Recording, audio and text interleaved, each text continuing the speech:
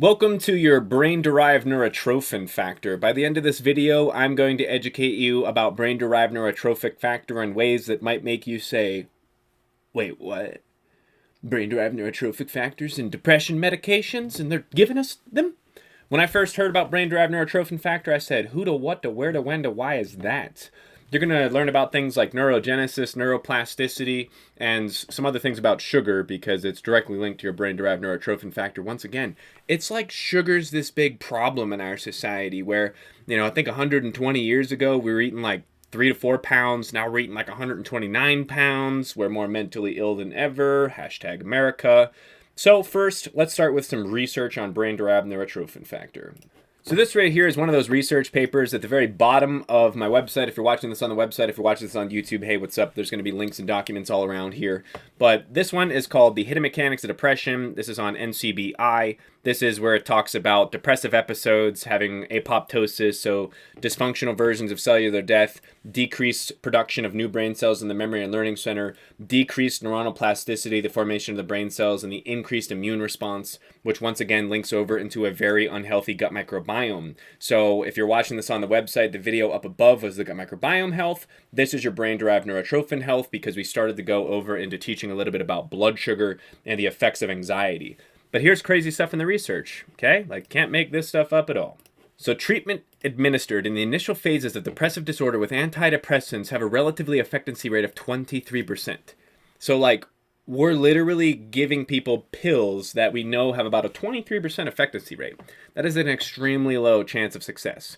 After 6 to 8 weeks, 70% of people diagnosed, and this is major depressive disorder, so this means you've probably been depressed for a really long time. My take on depression is I came from a place where I would literally sleep. My dreams were better than reality, so I always say your dreams are about to get better than reality if you listen to this. But I literally used to sleep in bed all weekend, and the only reason I would get out of bed is because I didn't want to pee my bed. So that's where my depression started. I would not do anything, and I was suffering in all known areas that a human being can suffer in. I was absolute just garbage human. So major depressive disorder did not achieve a response, thus the lack of associated with a poor function of evolution. So it's proposed that the mechanics, right here, it is proposed that one of the mechanics of antidepressant drugs occur through the increase of brain-derived neurotrophin factor. So these drugs are increasing our brain-derived neurotrophin factor. What is BDNF and how does it work? I always like to start you off with basic Googles just so you know where to start with a Google and you can dive into all of the research that you want. I'm not here to overload your brain with research papers. I'm here to just connect a couple dots for you. And then DYOR. Once again, don't believe a random person on the internet who's been studying this for years who's crazy and decided to reverse engineer research papers and turn themselves into that lab rat. Because apparently we're not allowed to do human studies, so I did my own human study. But blood sugar and brain-derived neurotrophin factor. Conclusions/interpretations. Low levels of BDNF are accompanied with impaired glucose metabolism. Decreased BDNF may be pathogenic factors involving not only dementia and depression, but also type 2 diabetes. So the big part of type 2 diabetes is through insulin resistance. Too much blood sugar, that's spiking your insulin, you can't absorb anything anymore, and you get obese. So right here, you can see that sugar is linked to brain-derived neurotrophin factor. Sugar is also linked to anxiety, as we looked at it in the previous research paper. So now when you're looking at brain-derived neurotrophin factor, you're like, okay, it's possible that it's connected to glucose over here. What messes up our glucose? Well, lack of fiber is one thing, consuming too much sugar, not being able to be absorbed properly in your body, not letting the glycogen stores deplete in your liver, which is why I fast. Wake up, don't eat, let your glycogen deplete, let your glucose deplete, let your sugar deplete, whatever word that you'd like to include in there. So let's tell you some more about brain-derived neurotrophin factor. So just so you have a clear understanding of some value of BDNF, your neurons survive. So neurogenesis plus BDNF, our neurons are going to survive and we can build new connections in our brain faster than the average person who does not have optimal levels of brain-derived neurotrophin factor. So resistance to neuronal damage. That's huge. Your brain can get damaged and be dysfunctional, but if you have higher levels of BDNF, you're resistant to damage in your neurons. And then stimulation of the nerve regeneration. So when we look at neurogenesis, So then we dive in just a little bit further, and we're looking up sugar and neurogenesis in humans right here. Other studies found that high fat and refined sugar diets affect neurogenesis, which is the birth of new brain cells in the memory and learning center, and neuroplasticity, the formation of those brain cells, and decrease the hippocampal brain-derived neurotrophin factor. That's bad, because your hippocampus is your memory and learning center. So if you download the Homeostatic Line, you're going to see that there is exercise being mentioned through research papers, vigorous exercise, and it says aerobic exercise increases the number of neurons in the hippocampus, which thus raises your brain-derived neurotrophin factor as well. Your mental activity, like what are you doing? That would be the book called The Brain That Changes Itself. Really an interesting patient in there, which has damage in his brain and can't form new memories. Really interesting. Meeting his doctor for the first time is like a new doctor every single time. Sleep. The book called Why We Sleep. The reason we tell you to meditate an hour every single day for an entire year. And the rest of those, we'll let you choose whether or not you want to be sexually active. So now remember, we're back to the homeostatic line. You have the option to improve the brain-derived neurotrophic factor or decrease the brain-derived neurotrophin factor. What would we do to increase our brain-derived neurotrophin factor? Obviously, we would exercise. Obviously, we would consume a healthy diet. Obviously, we would optimize the amount of dietary fiber that we would consume in a day.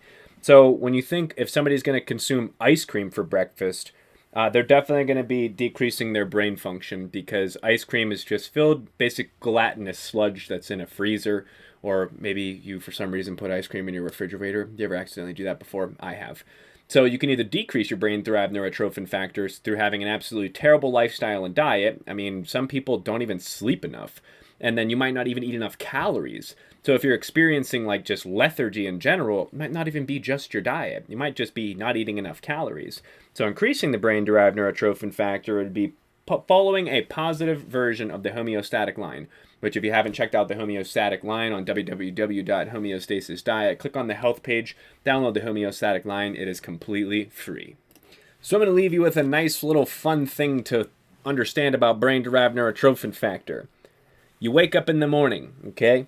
So if we go up in this area, we're raising our blood sugar. So belly grow, brain slow. Remember the last research from the microbiome diet video or the microbiome video? So we eat too much sugar in the morning, we're going to grow our belly, we're going to decrease our brain. Because as you can see, it's linked to type 2 diabetes. Type 2 diabetes, insulin resistance, too much sugar, too often, way too much floating around in your body. Therefore, your cells become resistant to be able to absorb that sugar. And then you become insulin resistant, which is type 2 diabetes. And the insanity behind type 2 diabetes, one, it can be reversed naturally, but they're treating it with high blood pressure medications and giving people more insulin. So just to show you what's happening on this top side right here, is that your cell looks like this in the morning, and then if you decide to consume sugar, your cell closes, and then if you decide to consume more sugar, your cells get bigger, and then eventually they can no longer consume the sugar, so that sugar just goes over and just spills into extra fat in your body, and then you continue to grow. So if you've checked out the anxiety page, we use that for weight loss. So when you think about weight loss, the longer you've had weight, the longer it's going to take to remove that weight. So like if you've just recently gained 20 pounds, it's going to be really easy to get rid of that 20 pounds versus if you've been carrying around 20 pounds for 20 years. So always think in terms of time. It's just going to take a little bit of time, the appropriate amount of energy to create the space that you're looking for. Now with the brain down here, same thing with your cells. Your cell is going to look like this in the morning, which it's available to absorb some glucose. So at the end of the day, like you can eat whatever you want. A healthy, balanced diet is always key. We're a little bit crazy over here about wanting people to make choices based on their health, based on your science of what your health is. Not some other random person that says, I do this. That's why we don't really tell people what to eat, because you're realizing a lot of people out there that are telling other people what to do with their diets, those aren't based on any sort of scientific evidence or genetics or information for each individual person. So there's a big reason why you want to go work with somebody that's actually going to test you as an individual, so the answers that they give you are real, not just, oh, go for a walk, because everybody knows that walking is healthy. So when you wake up in the morning and you're trying to grow the brain, remember, homeostatic line, increase or decrease. In this case, there is no increasing or decreasing. It's just two different variants. So the brain in the morning, you would not eat. Your cells would become more susceptible to the sugars that you're going to consume. So your insulin growth factor 1 goes down, which is your IGF-1. And if you want to better understand IGF-1, remember body grow, brain slow.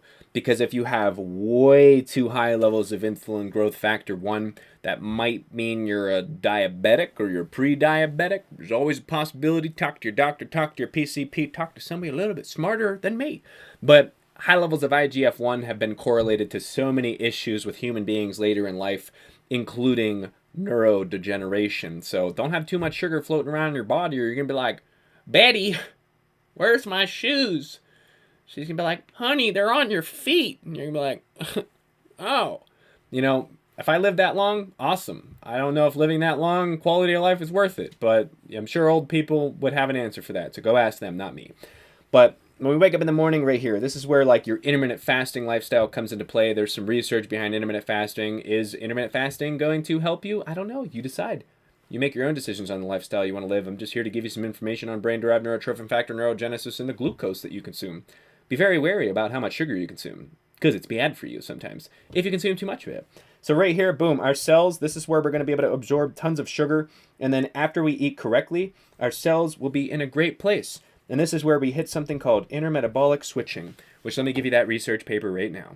So this is the kind of stuff where, once again, it's inconclusive research, but emerging findings also suggest other possible mechanics through which intermittent fasting can maintain, which is like, make sure you're not gonna, be like, honey, where's my shoes? They're on my feet. Or even enhance cognitive function during aging. So this is obviously, obese mice, but think about it in general.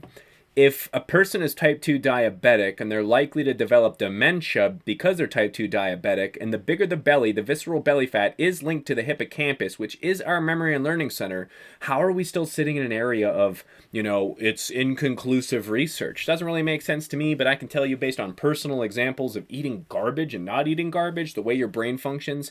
If you're eating garbage, it feels like you're carrying around like 9,000 pounds of bodysuit that is just slowing down your brain, and you're like, I'm trying to learn something. Oh wait, I can't learn because my brain don't work.